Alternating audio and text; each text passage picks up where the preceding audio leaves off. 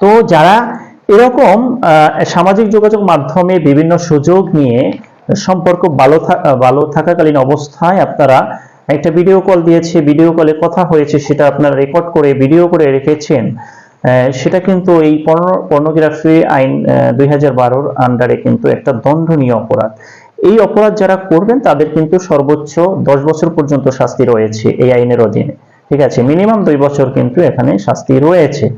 তো এখানে আরেকটা বিষয় আলোচনা করা হয়েছে যে যদি শিশুকে বাধ্য করা হয়, কোনো শিশুকে যদি পর্নোগ্রাফি করতে বা এই আইনের অধীনে যদি বাধ্য করা হয়, সেক্ষেত্রে কিন্তু সর্বোচ্চ শাস্তি 10 বছর হবে।